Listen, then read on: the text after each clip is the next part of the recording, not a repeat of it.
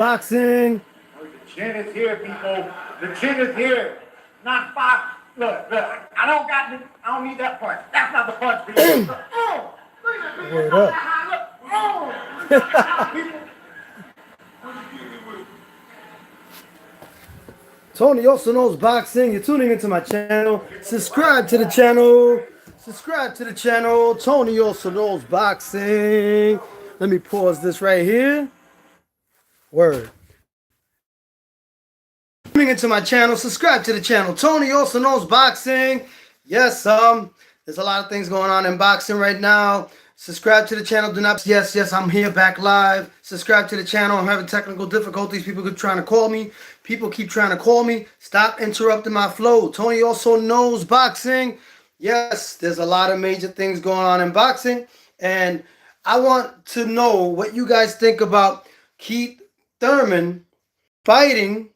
I believe he's going to fight March 28th, if I'm not mistaken. March 28th. Against Sebastion Fundora. What do you guys think about that fight? Previously, I had my assessment already figured out already, and I previously said Fundora was going to be too much because of his height and his jab. But analyzing both fighters, the way they both use their strategies when they fight opponents, I came to the conclusion that I think Keith One-Time Thurman is going to win. You know why I think Keith One-Time Thurman is going to win this fight?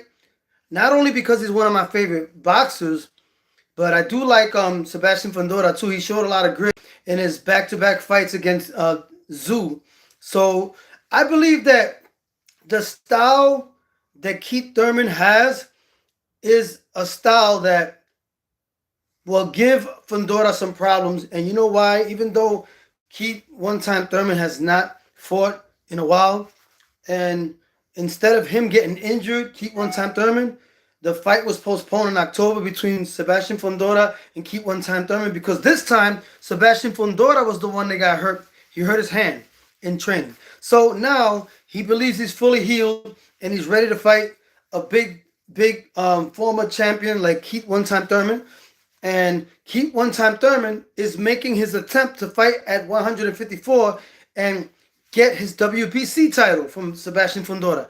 And Keith One-Time Thurman said in a press conference that 5 months is not going to prepare you for a fighter at the caliber of Keith One-Time Thurman. It's not enough time to change your style and master the boxing style that you need to beat someone like Keith One-Time Thurman. So Keith One-Time Thurman was very adamant about that, and he said in the press conference that, you know, that's not enough time for Sebastion Fundora to prepare and master the style to box and use his lateral movement against Keith One-Time Thurman. It's not enough time for him to master that style. And he's right about that, because you can't master a style like that if you're used to fighting one way, which is fighting inside, not using your height and not using your distance.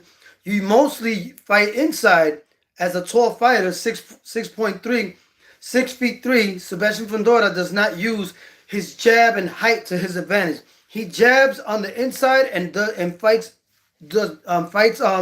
internally on the inside, and doesn't use his height to his advantage, and doesn't use boxing ability too much. He uses it from time to time, but it's not something that he's mastered. And I think Keith One-Time Thurman is correct about that. And Keith One-Time Thurman said he's going to give him a night one time. That's all he needs is one time. And I believe that Keith One-Time Thurman can do the job.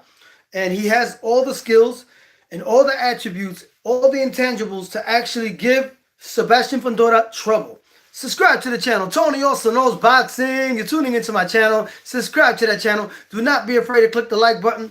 And those people who tune into my channel want to hear the truth, the unadulterated truth. They don't want to hear the deception and the clickbait that other channels do. I don't give you clickbait. I give you real bait. So subscribe to the channel. Tony also knows boxing. Yes.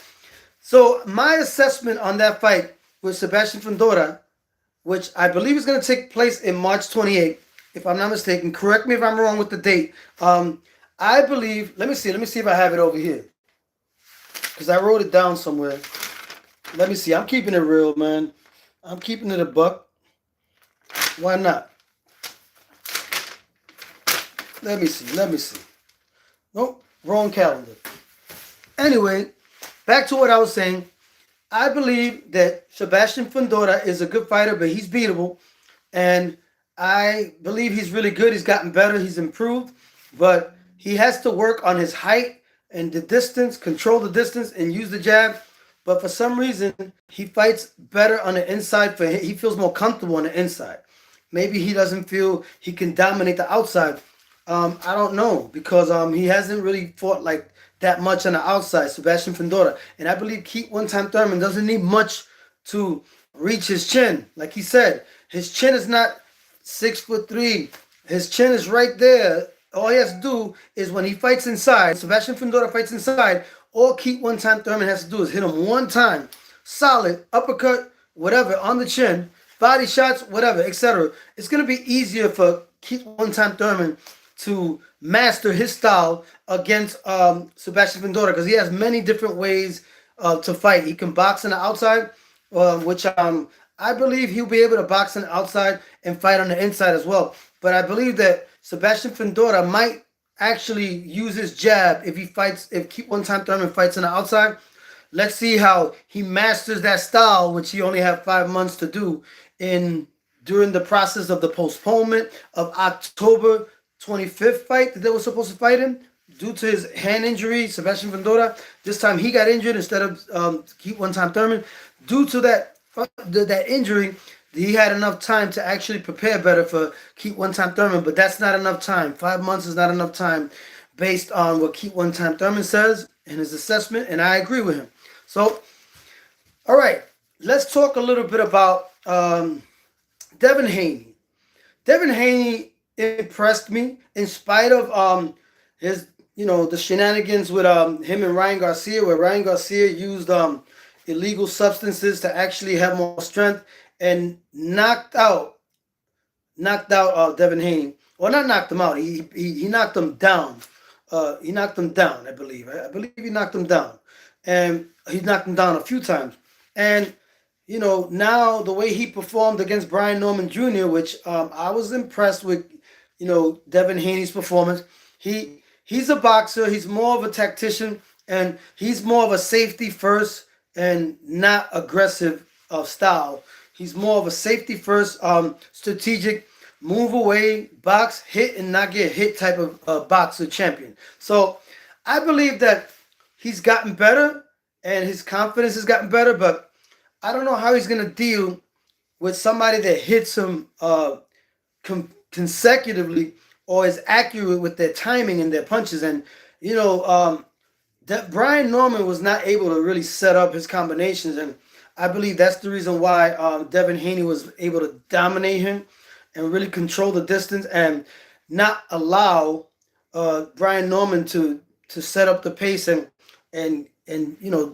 plant his feet.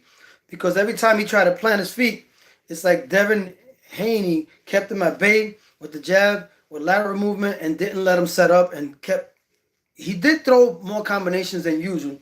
And he showed that he's willing to throw combinations if he has to, but he prefers to be a more safety first type of boxer. So, I was really impressed with that victory that he had over Brian Norman Jr. I was going for Brian Norman Jr. Tony also knows boxing. You're tuning into my channel. Yes, I was going for Brian Norman Jr. But, Brian Norman Jr. has some holes in his game, and he needs to work on his boxing, his using angles, and being more fluid and not so stationary, because a boxer that can really time him and use the jab and can really discombobulate him, like somebody with skills like Devin Haney, Shakur Stevenson, fighters like that will discombobulate Brian Norman Jr. And I don't know if he can actually improve his game. All right, let me read the comments. ¿Cómo está, mi hermanito? Tony also knows boxing. Subscribe to the channel. Good morning, fellow countrymen Boricua. Yes, that's right, with the Puerto Rican flag. Como Lomo, un placer. Gracias por estar en sintonía en mi canal. Thanks for being in tune with my channel. Como Lomo says, Devin has great boxing skills. He kept out of his range and tied him up. He finessed Brian Norman Jr. He sure did, Como Lomo. Como Lomo's one of my regulars, man. Shout out to Como, my Boricua brother. He's always tuning into my channel.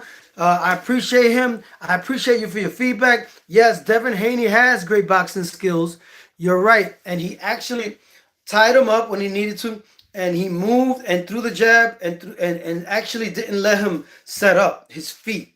Like, Brian Norman Jr. was too flat-footed, and he didn't have the answers for Devin Haney because he's too flat-footed and too predictable. And I believe that he was trying to go for the knockout, emphasizing on a knockout too much, and that backfired on him. And I don't know if he can actually improve that. Maybe time will tell and prove us wrong. But Devin Haney, my brother Comolomo, Devin Haney was saying that his father, Bill Haney, on the Boxing Voice. Shout out to the Boxing Voice. Shout out to Ness. He's a good brother. He speaks his mind. He speaks the truth. I want to shout out the boxing scene. Ness. He asked Bill Haney if his son Devin Haney they're interested in moving up in weight to 154 weight class to fight for Xander Zayas WBO and WBA Junior Middleweight Championship. He's the unified champion now, Xander Zayas. Puerto Rico, we got this. Yeah, so when he asked him that question, when Ness from the Boxing Voice asked him the question, he said, "You're not really mentioning Xander Zayas." And then Bill Haney was like, we could work that out. We have to see because they have a lot of options. He didn't say it in those words, and I'm paraphrasing. But Bill Haney said that Xander Zayas is food for him. He said that Xander Zayas is food for Devin Haney, his son. I'm like, if you really analyze that, they're both technicians. But I strongly believe, in spite of Xander Zayas not getting knockouts recently, he is the harder hitter than Devin Haney. And let's remember, if Devin Haney moves up from 147 to 154, he is going into the lion's den. That's where his strongest at. Where Xander Zayas is strongest at 154. That is his weight class. But I think he's physically growing into 160, and I think his body is maturing as a boxer. No homo. As a boxer, and I think Xander Zayas is physically bigger than the weight that he actually has when he fights at 154. I think he's actually bigger. At least 20 pounds bigger, maybe. Or 10 pounds. So if Devin Haney, I believe Devin Haney's also walking around at a bigger weight. But there's weight classes for a reason. And, for him to actually move up to 154 and fight Xander Zayas, he would have to have like a comfort level in that weight class. And he would have to actually warm himself up to that division. And I think fighting Xander Zayas in his weight class, that he's been there longer than Devin Haney, that'll be very detrimental to Devin Haney. And I think Devin Haney's chin, in spite of him not getting knocked down and knocking down Brian Norman in the fight, which was ironic, I still believe that he's chinny. I still believe that Devin Haney is chinny. He has chin problems. And that was exposed with Ryan Garcia. Even though Ryan Garcia cheated and he used that drug enhancement for his performance, power is power. If you land it, and he goes down the way he did, he's gonna go down anybody that lands accurately on Devin Haney's chin. And I believe that Devin Haney is chinny. The only reason why he didn't go down in the Brian Norman fight, because Brian Norman wasn't able to really catch him clean the way Ryan Garcia did. And I believe that it's all about the styles and the timing and the technique. And I believe Xander Zayas has the right technique, the proper technique, timing, and speed to actually knock down Devin Haney or knock him out. It all depends. Remember, speed is power. And I believe in that weight class, Devin Haney has not warmed up to that 154 weight class division. So there's a lot of different variables that we can go back and forth about. We could go through semantics and compare what they accomplish in each weight, who has the pros and cons for each fighter. But I believe Xander Zayas will take Devin Haney to a place he's never been at, a very dangerous place. And I believe that he has the boxing skills and pedigree, Xander Zayas, that Devin Haney says that he has himself. I think Devin Haney is underestimating. I think Bill Haney, I don't know about Devin Haney, but Bill Haney is underestimating Xander Zayas by saying that Xander Zayas is food for Devin Haney, because he's looking at Xander Zayas like if he was a Mexican, one-dimensional. I'm not saying all Mexicans are one-dimensional, but a lot of them are. I'm not saying all of them, especially the ones from Mexico. They're more flat-footed. They're straightforward. They don't have the boxing athleticism that most Puerto Ricans have. Yep, and I believe that Bill Haney is misconstruing who Xander Zayas really is and his capabilities as a boxer. Puerto Ricans are notorious to be very versatile in many dimensions: power, boxing ability, skills, brawlers. We have different variations of styles, and we're very athletic because we got that African blood in us, the Boricuas. You know, we got the African blood in Spanish and indigenous Arawak Taino, but the athleticism comes from the African roots in Puerto Rican people as a whole. So I believe that actually gives us an advantage. All right, let me see. Comolomo says ain't no. Let me read the comments over here. I don't want to miss out on the comments. It's very important. All right. Comolomo says Devin Haney gloves to talk, but he loves to talk, but knows better than to fight a 5'10" Xander Zayas. Dude has 74 reach versus Haney 71 each reach at 5'8". Yeah, he's taller. He knows how to use his height too, so that's very important. And his skills, you know, he can use his skills to his advantage, both of them. But I feel like Xander Zayas is very smart too. He's going to use his 5'10" height to his advantage and his reach. He's a very skillful boxer, very skillful. And Bill Haney sleeping on the Puerto Ricans. You can't compare the Puerto Ricans to the Mexicans because the Puerto Ricans do have more athleticism than the Mexicans. That's just my honest observation and assessment. All right, so Comolomo says, ain't no way that a first-time 140-pounder fighter can take the heaviest 154-pound champ and beat him and outbox him, because Zayas can also box. He can time, and he will not be there to get hit. That's right, Comolomo. Great comments, great comments, great comments. I love the feedback you're giving me. Thanks for tuning into the channel. Subscribe to Tony Also Knows Boxing. You're tuning into my channel. Subscribe and click that like button. Do not be afraid of the truth that comes from my channel and comes from my mouth and my mind, because I speak the knowledge and truth. And check out my music on all major platforms: Spotify, Pandora, YouTube, iTunes. Download it. It's doing good. I got a song with Keith Murray coming out soon. It's called Stop Being Greedy. And I want you to check that out when it's being released. It's going to be on my album, The Essence of Who I Am, dedicated to my mother. Yes. Okay, let me see. All right. Vladim8351. Thanks for tuning into my channel. Subscribe to the channel. Tony Also Knows Boxing. Vladim8351 says, I don't think Devin have enough power to move up. Yeah, he doesn't have a lot of power at all. So he don't have power at all. So it's going to be a problem unless he has like an almost perfect style. That's the only way he could dominate in a higher weight class. But in a higher weight class, those big boys hit harder. Xander Zayas, he may not have knocked out anybody, but he can with his speed, especially somebody coming from 140. If Devin Haney comes from 140, 147, then 154, that's too much for Devin Haney, I believe. But we'll see. Time will tell. But I got Xander Zayas knocking out Devin Haney. So I hope they do make that fight. But he'll probably fight Keyshawn Davis. Who knows? Because he probably thinks he's inexperienced, and, you know, we don't know. But Bobia's Boxing Academy says Mexican boxing is superior to Puerto Rican. Well, that's your opinion. When it comes to the rivalry between Mexico and Puerto Rico, Puerto Ricans are ahead of them, are ahead of the Mexicans. They have more victories over the Mexicans. And I'm not taking nothing away from the Mexicans, but Puerto Ricans are more superior because we're more athletic. We have a more versatile approach. We don't fight one-dimensional all the time. And that's the thing. You know, you got to check out my Mexico versus Puerto Rico analysis. It's very interesting. And I give a scientific analysis on why Puerto Ricans, their strengths, their pros and cons, and the pros and cons of Mexicans and the pros and cons of Puerto Rican boxers. So you should check that out, Mexico versus Puerto Rico. You'll enjoy it. You might not like it because I'm speaking the truth, but, you know, this is genetics. This is DNA. I'm just basing it on scientific proof. All right. Comolomo Zayas came in at 181 for his last fight against Abbas Barral after he rehydrated. Devin just using his name for clout.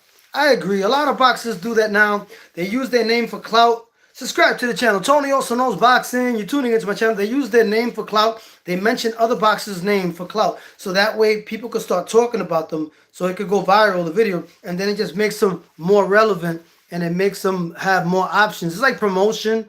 That's just the way they promote themselves nowadays. Now it's a lot of fake beef too. And they do that to create traction and visibility. And it's, you know, a lot of stuff is not genuine no more. It's a lot of AI. They just do things for clout. They don't do things for genuine reasons, like the way they did it back when I was growing up. It was all real, mostly real. Now it's mostly fake, because that's what the government wants to do. He wants to control us and gatekeep information, AI, and do everything for monetary gain. And that's just what it's about. And I talk about it in my music, on the essence of who I am. But this is a dope album. It's gonna be trap music, R&B, salsa, Afro beats, soca beats, dancehall music, hip hop. I got Keith Murray featuring with me on one of my songs, Stop Being Greedy. There's gonna be in the album, The Essence of Who I Am, that I dedicate to my mom. Check out my music on all major platforms. That album is gonna be coming out real soon. And the single, Stop Being Greedy, featuring Keith Murray of Death Squad, LOD, is gonna be on that single featuring with me, because we know each other's people. And that's what happened. That's a good brother right there, Keith Murray. Okay, let me see what Bobia's Boxing Academy. You might have more athleticism, but we have bigger balls. You don't just win fights on balls. You win fights on mental intelligence, athleticism, and power. And let me tell you one thing. Since you mentioned that, Bobia's Boxing Academy, that's not true that Mexicans have more balls than Puerto Ricans. Excuse my French, but Mexicans, 9 times out of 10, they have a chin. I give them that. But when it comes to boxing skills, they usually have one-dimensional, flat-footed approach, and they're not as athletic. And then Puerto Ricans, 75% of Puerto Ricans have power. Most Puerto Ricans have one-punch power. As far as the chin, I say 90 to 85% of Puerto Ricans have power. It's just natural. It's like it's embedded in us since we're born. It's in our DNA. But when it comes to a chin, I say 75% of Puerto Ricans have a chin. But the 25% of Puerto Ricans don't have a chin. So that's the only time that a Mexican has more of a chance to beat a Puerto Rican, is when the Puerto Rican is a brawler and he doesn't have a lot of boxing skills and he has no chin. That's when the Mexican has the advantage. But most times, Puerto Ricans, 75% of the times, have a chin, have boxing ability, and power is like 90, like usually 90% of Puerto Ricans have power. So if you put all those intangibles together, the Puerto Rican having the athleticism, which a lot of us have athleticism, and a lot of us have a chin. I say 75% of Puerto Ricans have a chin. 25% of us don't. That's my assessment. As far as if you get a boxer from Puerto Rico to fight a boxer from Mexico, and he has boxing ability and he has no chin, but he has power, he still has a chance to beat the Mexican based on those attributes. But since the Mexican usually has a chin, like 99, 95, 98% of the chance they have a chin, they could take advantage and exploit the fact of that the Puerto Rican that doesn't have a chin, like 25% of the Puerto Rican, then they have an advantage. But if the Puerto Rican uses his boxing ability and his power, he might get away with not getting knocked out if he catches the Mexican first. That's if it's the Puerto Rican with no chin, the 25% that don't have a chin. But most times, 9 times out of 10, Puerto Ricans, if they have the 75% of Puerto Ricans that have a chin and they have power and boxing ability, the Mexican guy's in trouble. And those are 3 different attributes that are deadly weapons against a Mexican when Puerto Ricans fight a Mexican. That's why Mexicans, when they fight Puerto Ricans have more victories over Mexico. That's just a fact. Look it up. And Puerto Rico produces more champions per capita than any other country based on the size of Puerto Rico. So, you got to put that into consideration too. So, I'm not hating on Mexicans. I respect my Mexican brothers, but I call it for what it is. Puerto Rican boxing is way better than Mexican boxing. But Mexican boxing is great too. They're both great. They're both great for boxing. Don't get it twisted. This is a rivalry, but it's a respectable rivalry. Yes, some people get racist about it, which is not right. but it's a respectable rivalry. And Mexicans and Puerto Ricans, deep down inside, we have a lot of love and respect for each other. Let's not get that twisted. One love. Thanks for tuning into the channel, Bo Beers Boxing Academy. I appreciate your comments, and you say whatever you feel, but I'm speaking facts right here. This is DNA. All right. Ogie is real. 1628 says, no, you Rican, so you go for your people. Devin a better boxer, and this is boxing. Listen, boxing ability, I say they both have great boxing ability. Xander Zayas and Devin Haney. Okay, if Devin Haney has slightly better boxing ability, he's still fighting in Xander Zayas' weight class, and there's a weight class for a reason. And I believe that Xander Zayas can hold his own with anybody because he has a lot of boxing ability. And I think he'll give Virgil Ortiz a beatdown. I think he'll run circles around Virgil Ortiz. I think Abbas Barral, his last opponent, is tougher than Virgil Ortiz. And I think that Abbas Barral would beat Virgil Ortiz because Virgil Ortiz has some questionable victories, and that I think that he got knocked down twice, and I think the fight should have went to the other fighter. But Virgil Ortiz is a good fighter, but all he does is he's a brawler. He's a one-dimensional. He's not versatile. So I believe that Xander Zayas will school him too, and it'll be another victory for Puerto Rico versus Mexico. That's just the truth.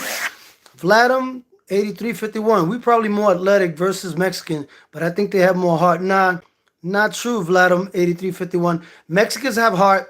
And Puerto Ricans have heart too, a lot. So I just think it's the Mexican 9 times out of 10 have a chin. The Puerto Ricans, 75% of Puerto Ricans have a chin and 25% don't. But I think Puerto Ricans are more athletic, and most Puerto Ricans, like 90% of Puerto Ricans have power, have one-punch power. Mexicans don't naturally have one-punch power. They have a cumulative power, which it comes with accumulation. Chavez was a prime example of that. Felix Tito Trinidad is a one-punch KO artist. He's a prime example of that. What's his name? Edwin Chapo Rosario was a one-punch knockout artist, and he's a prime example of that. And Camacho, boxing ability, if he didn't do drugs and he didn't mess up his career early in his career, he probably would have beat Chavez if he was 100% on his A game, but he messed up his career by doing drugs, and that's what led to the downfall of Camacho's full potential. So Puerto Ricans, Wilfred Benitez is a boxer. He was Wilfredo Gomez, one-punch knockout. The only reason why he lost to Salvador Sanchez because he moved up to Salvador Sanchez's weight class. That was his domain, his strength. Salvador Sanchez was stronger at his weight, 126, and then you know Wilfredo Gomez moving up from 122 to 126. He wasn't going to have that same dominance that he had at 122. All his fights were by knockout, undefeated, and all his defenses were by knockout. So Wilfredo Gomez is a prime example of Puerto Ricans naturally having that one-punch power. Felix Tito Trinidad is the main prime example of why Puerto Ricans have one-punch power naturally. It's just naturally in us. That's what we have. The Mexicans have a cumulative power. It's not, a lot of times it's not one-punch power. So there's a lot of different variables and intangibles. So I'm basing it on science. All right. So that comment about heart, no. Puerto Ricans have just as much heart as Mexicans, and sometimes even more. It depends. I just think the Mexicans 9 times out of 10 have a chin. But a lot of times, like Felix Tito Trinidad, he ripped Yuri Boy Campa's head almost off his body to knock him out, because if he would have stayed fighting against Felix Tito Trinidad and they would have not stopped the fight in the 4th round, Felix Tito Trinidad would have gave Yuri Boy Campas permanent brain damage. So that could be detrimental, you having a chin against Puerto Ricans, especially if the Puerto Rican has a chin, boxing ability, and power. You're in trouble. Those are intangibles that Mexicans can't deal with. Footwork, the power, and the actual chin part, we will dominate most of the time, because if we have all those intangibles, the Puerto Ricans, the chin, the boxing ability, and the boxing ability, and the chin, then we will win the fight. 9 times out of 10, that's what happens. That's what happens. De La Hoya's case is different because De La Hoya's more Americanized and he had more of a boxing ability. and you saw that he ran more than he actually fought, but he did a good job with Trinidad. But I think Trinidad beat him. He edged him because he made the fight. He wasn't running, and he tagged De La Hoya a few times. That's why De La Hoya started running. Subscribe to the channel. Tony also knows boxing. You're tuning into my channel. All right. Como Lomo, nothing against our Mexican, Como Lomo, nothing against our Mexican brothers, as they have amazing fighters and warriors, but so does Puerto Rico. As far as title fights, one versus Mexico, Puerto Rico is far ahead. He's right, 100% facts. Como Lomo, thanks for your comments. Thanks to everybody for their comments. Como Lomo's a regular on my channel, and okay, let me see what this guy wrote. Augie is real, 1628. Xander has no clout. How Devin using him for clout? Devin is 10 times more popular than Xander. Let me tell you why. Because Latinos bring more people to the gate than African American fighters. But I think at this point right now, Xander Zayas is signed Marima Sports, and his visibility is growing, and there is clout because we always get to the pinnacle as far as like fan base is concerned. For Puerto Rico or Mexico, the fan base is a lot stronger when it comes to Latino fighters, and you may not think that he's at the same level as popularity as Devin Haney. You might be right, but at the same time, it doesn't take much time to get Xander Zayas to get to Devin Haney's position or even higher in just a matter of months, just because we're more promotable. We have more of a loyal fan base. Latinos in general are more loyal. Mexican, Puerto Ricans, they're more loyal to like support their fighters than the African Americans. So I think it took a lot of different strategic ways to promote Devin Haney. He had fought in Mexico most of his career in the beginning. So he needed the Latin public, and at the same time, he has to fight fighters like Ryan Garcia because Ryan Garcia has a big fan base. So that also helped. He needed the Latino market to get his face where it needed to go as far as the platforms to be more reachable, more visibility. Devin Haney had to use a Latino fighter. So I'm not knocking the African Americans. They're talented, but they have to rely on different ways to get a fan base. Like the people have to hate him. Like Floyd Mayweather, he had to rely on people hating him to actually make himself visible. But the way we're visible, Latino fighters, we just have more loyal fan base, and it's more marketable. Latino fighters are more marketable. Yes, so Augie is real, 1628. You're wrong about that. Xander Zayas is very marketable, and he's going to surpass Devin Haney because he's a Latin Boricua fighter, and it's easier to market a Latin fighter because the fan base is more loyal than the African American fan base. So that's the reason why. So yes, he's clout chasing. He's clout chasing. He needs Xander Zayas. Xander Zayas has 2 belts in 2 weight classes, and his name is gonna grow a lot faster and more visible than Devin Haney. Devin Haney had to do more things to actually get to where he's at. So Xander Zayas doesn't have to do much. All he has to do is just keep winning, keep looking good, and keep winning. And with the Rima Sports behind him, he's gonna go far, and he's gonna get more visibility more than you could imagine. Hey, Clay Punk. Hey, what do you think of Ryan Rozicki? I mean, I haven't really watched him. I would check him out, and I'll let you know. Como Lomo, anytime a fighter claims that he would go up 2 divisions and beat another fighter, that's just clout chasing. Devin got destroyed a few fights ago. He's not that guy. True, Como Lomo, true. All right. Juanma was athletic and got whooped by Salido. Juanma was not as athletic. Yes, the thing is, Juanma didn't have the chin. That's a good point. Bulbius Boxing Academy. That's a good point. Juanma was athletic and got whipped by Salido. Juanma was not as athletic as you think he was. He was more of a brawler. But the thing that got him was that he had no chin. That's why Salido was able to prevail in that fight. But if he would have had the chin, combined with his power and his athleticism, he would have beat him. Because Salido's one-dimensional. You know who beat Salido? Rocky Martinez, a Puerto Rican. You forgot about that one, huh?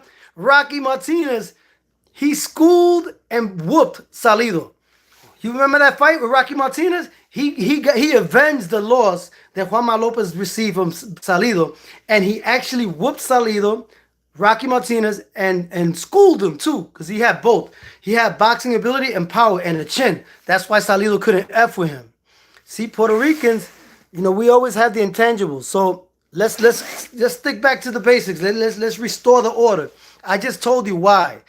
And Rocky Martinez wasn't the most athletic, but he was powerful, strong chin, a lot of heart, and he had more boxing ability than Salido. So that's why he prevailed against Salido. Remember, Puerto Ricans always have those intangibles that can outwit a Mexican.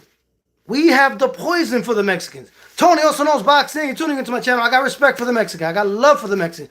I love the Mexican. I got Mexicans in my family. But this is a rivalry, a friendly rivalry. And I'm just speaking it how it is. Tony also knows boxing. You're tuning into my channel. I got love for the Mexicans. Don't get it twisted. I'm just calling a spade a spade. All right. Okay. Swashindia. Oh, let me read the comment. I don't want to butcher your name. Swash chasing the dream. Xander is the weakest. No, I think if you really want to be analytical about it, I think the weakest right now is Virgil Ortiz. Because Virgil Ortiz is one-dimensional. People are just so enamored by his moving forward style, his brawling style, but he's one-dimensional. And I truly believe that Xander Zayas will box circles around him and dominate him. He will. So, yes, he has looked suspect, Virgil Ortiz, in the fight that he had a few fights ago where he was knocked down twice and they gave him the victory. We just got to call it for what it is. Ortiz will put Zayas in the hospital. Okay, that's your opinion. Bull Boys Boxing Academy says Ortiz will put Zayas in the hospital. He has to land on him to do that, and he's not going to be able to hurt Xander Zayas the way you think he is, because Abbas Barrel is way more dangerous than Virgil Ortiz. And you saw what Xander Zayas did to him. He outboxed him. He outlanded him. He just pummeled him. So imagine what Xander Zayas will do to Virgil Ortiz. If Virgil Ortiz was knocked down twice in his fights, and I never seen Xander Zayas go down in any fight, but Virgil Ortiz went down, and Xander Zayas didn't go down with Abbas Barrel, and Abbas Barrel is a better fighter than Virgil Ortiz. I put my money on Abbas Barrel versus Virgil Ortiz, man. People are just too high on Virgil Ortiz. He's good. I'm not taking that away from him. But he's not the two-time champion. The two-time champion is Xander Zayas from Puerto Rico. WBO and WBA. So don't get your feelings hurt. That's the truth. He's the man to fight. The only guy that I think they could give that can beat Xander Zayas, or it could be a 50-50 fight, would be Jerome Boots Ennis. I think Jerome Boots Ennis and Xander Zayas are the toughest ones in that division. But we got Keith One-Time Thurman. Ooh, Keith One-Time Thurman. I'm reading the comments over here. All right, Joshua. Hey, man. Let me. There's a lot of comments over here. What happened? Bull, I love your excuses when your fighter lose. It can't be simply because we were superior. It depends on the style. It depends on the intangibles, man. Like I said, it's all scientific. There's reasons.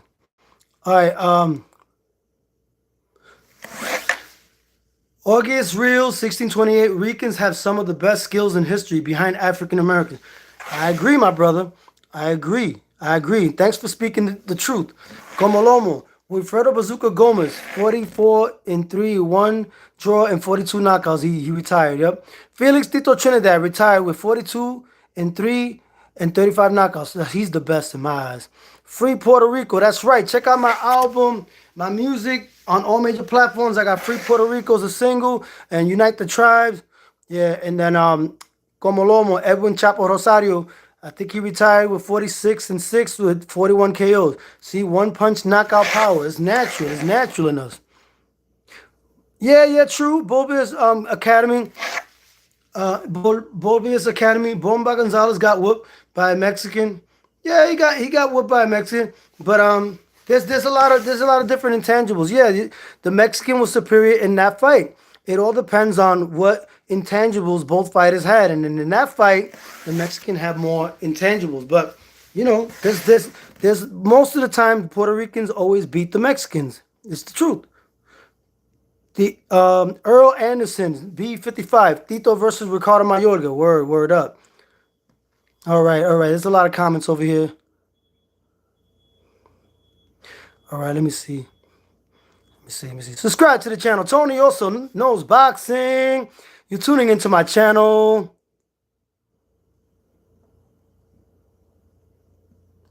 And Shakur Stevenson's half Puerto Rican. Yes, I acknowledge that. Como Lomo. All right, let me see what else. There's a lot of comments over here. Thanks for tuning in, everybody. Subscribe to the channel. You're tuning into Tony Also Knows Boxing. All right. A lot of people saying silly things. I'm not going to give them the clout. A lot of people want clout. They say stupid things that have nothing to do with what I'm talking about, that's not relevant to what I'm talking about. Yes, so what do you think about Keith One Time Thurman? I think Keith One Time Thurman is he's gonna knock out or knock down this guy Fundora. Fundora's good. I really like Fundora, but I just think that Keith One Time Thurman, they're sleeping on him, and I think he has the boxing technique to do what he needs to against Fundora. But I like Fundora a lot. I think he's very entertaining. I wouldn't be surprised if Fundora knocks down Keith One Time Thurman. I wouldn't be surprised.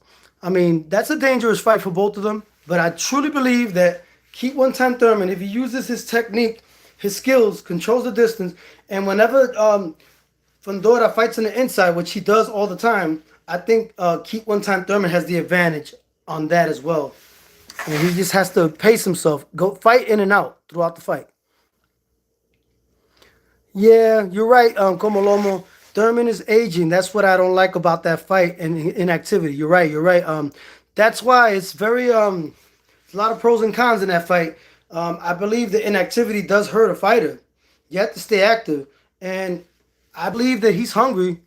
Keith One Time Thurman is hungry. He's very hungry, but you can't negate what Sebastion Fundora's feeling. He's very focused as well, and I believe that that's a very dangerous fight. And those intangibles could determine the fact that Keith One Time Thurman has been inactive. Could determine the outcome. But I feel Fundora has been somewhat inactive too, but not as long as Keith One Time Thurman. Yeah, Como Lomo, good point. Sebastion got that weak chin too. He does have a weak chin. The right fighter fights him, he's going down. And that's what Keith One Time Thurman said. All I need is one time. And it's night. He said, look how far the chin is. He said, I don't have to reach that far to hit the chin. I don't have to reach that far. He said, it's right here. So he said, it's going to be night if he gets that one time. I like his attitude. I like Keith One Time Thurman's attitude. And I like Sebastion Fundora's attitude. He's very calm, cool, and collected, and not speaking a lot, not saying anything. He's proving, he's basically having the mindset that I prove it in the ring. I don't have to speak and say anything. But I do believe that in spite of Keith One Time Thurman speaking so braggadocious and being so flamboyant like the way he is, he's still a humble guy. He just has a lot of belief in himself. And I don't feel like there's any malice between them. And I believe that Keith One Time Thurman is just totally confident in his abilities. And that's the reason why he always talks like that. He's confident. And I love his energy. I love his passion. He reminds me of me with that energy. Like he just has that energy, and I would love to interview Keith One Time Thurman one day. Subscribe to the channel. Tony Also Knows Boxing. You're tuning into my channel. Subscribe to the channel, and don't be afraid to click the like button. And I'm also hearing that Devin Haney wants to fight Keyshawn Davis. I mean, they're just calling names out, man. It's cloud chasing, like my brother Como Lomo said in the comments. One of my regulars, man. Shout out to Como Lomo, my Boricua brother. And I just want to shout everybody in this channel, all my Mexican people, don't take it the wrong way. I'm just giving you my assessment. I got nothing but love for the Mexicans. I love eating tacos too. I support the business, the local business for the Mexicans, the local business for the Puerto Ricans, for the Cubans, for all my people, man. I'm just a hardcore boxing fan. And you may not agree with what I say about the Mexicans, and the Puerto Ricans together, like when they have a rivalry, we have the DNA that usually prevails against the Mexicans. I'm not saying the Mexicans won't prevail against Puerto Ricans. It's just we have the more different variety in our DNA. We have boxing ability, power, chin. Like I described earlier in this video, I talk about both intangibles in this video between Mexicans and Puerto Ricans, the pros and cons between them. And you can check out previous videos where I discuss Puerto Rico versus Mexico, the intangibles of each fighter DNA. So you can check that out. And check out my videos on the video section where I interviewed Abisal Cotto. Abisal Cotto is fighting on the Zone, promoted by Universal Promotions and Salida Promotions on March 19th. He's fighting a Mexican. It's Mexico versus Puerto Rico again. So you guys got to check out March 19th on Thursday on the Zone. Abisael Cotto, he's a good friend of mine. He's 11-0 with 8 KOs in the 130 weight class division. He's going to put a lot of Mexicans to sleep. I'm sorry, man, but he's got everything. The boxing ability, the chin, the power, the one-punch power. He's undefeated. He has all that good stuff. So check out the interview in Spanish. I have it in the video section, my latest interview with Abisal Cotto. He's fighting March 19th. At the time that I interviewed him, he didn't have he couldn't give me the actual date. He personally sent it to me in the text message in the inbox, the date, but he couldn't give me the name of the opponent, but he said it was a Mexican opponent. That's what he said in the interview, but he couldn't give me the name. But now I'm going to interview him again, God willing, so I could get more details on his upcoming fight, March 19th. Salida Promotions and Universal Promotions. Abisal Cotto's 11-0 with 8 KOs. He's fighting a Mexican, and I'm going to interview him again. Subscribe to the channel. Tony also knows boxing. You're tuning into my channel. Yes, 130 weight class division. Abisal Cotto. You got to check him out on the interviews. I interview him in Spanish. Check it out. Support the channel. Subscribe to my channel. Tony also knows boxing is growing. Yes, and my music is growing and flowing. You got to check it out on Spotify, Pandora, YouTube, all major platforms. My music is growing. I thank everybody for supporting my channel. All my Mexicans, all my Dominicans, all my Puerto Ricans. Y'all all family, man. You may not like what I got to say sometimes, but I'm going to keep it real. I'm always going to keep it real, and that's a fact. And if you take it the wrong way, you know what you could do. I have everybody embracing my channel because I keep it real. I don't hold back. I'm not like Punch Drunk. He just says whatever is convenient for him. I say the truth. I give credit where credit is due. Subscribe to the channel. Tony also knows boxing. You're tuning into my channel. This is why I've been here for a long time. I appreciate everybody tuning in. Frontline, Tony Chet. My brother, Frontline, he's one of my regulars too. Frontline is one of my regulars. I appreciate you tuning in, my brother. Yeah, I'm trying to do the chat over here on my phone. I think it's better when I do it on the MacBook Pro. I can have a chat. Good program. God bless you and your family. Apostle Javier Suarez, official. Thanks for your comment, my brother. Subscribe to the channel. Tony also knows boxing. You're tuning into my channel. I appreciate you, Apostle Javier Suarez. One love to you and your family. God bless. And thanks for your comment. Good program. God bless you and your family. God bless you and your family as well. Thanks for your comment. It encourages me. It invigorates me to do better and better every time for all of you. Gomolomo says Devin is all talk. Frontline says Tony Chat. And he put Puerto Rico, the strong arms. All right. Gomolomo says long live a free Puerto Rico with the Puerto Rican flag. That's right. Check out Free Puerto Rico by Tony also on all major platforms. Check out Unite the Tribes. Check out my new album, Mi Patria Linda. My new album, I have another new album coming out. Keith Murray's going to feature with me from the Death Squad. He sold 2 million albums. He's going to feature with me on the song Stop Being Greedy. And he's going to be on my album, The Essence of Who I Am, which I dedicate to my mother, God rest her soul. It's a powerful, powerful album. Check it out. Yes, on all major platforms. It's going to come out soon. The Essence of Who I Am, and the single's going to come out very soon before the album release with Keith Murray and Tony also. Stop Being Greedy. Yes, I'm doing big things. God is good. All right. Como Lomo, Abisal Cotto is an undefeated Puerto Rican super featherweight boxer, 130-pound division, with a professional record of 11-0 with 8 KOs. Not 10-0. He's 11-0 with 8 KOs, my brother. Como Lomo, I had to correct you there, but it's all good. I appreciate you tuning into the channel. Subscribe to the channel. Tony also knows boxing. Don't be afraid of the truth. Don't be afraid to embrace the channel and click like and comment. Give me your feedback on the fight between Keith Thurman versus Sebastion Fundora, and the fight between Devin Haney versus Xander Zayas. Who do you think will win if they will actually fight? I think Xander Zayas wins. Possibly by knockout or by unanimous decision. I don't think Devin Haney's chin is going to hold up, especially if he gets hit consistently by Xander Zayas and in that weight class. So yes, so that's what I got. And Keyshawn Davis, he's the truth. Keyshawn Davis looked very impressive in his knockout victory in the 12th round against Jermaine Ortiz. He's definitely made a statement there. He's one of my favorites. Check him out as well. Subscribe to the channel. Tony also knows boxing. You're tuning into my channel. Peace.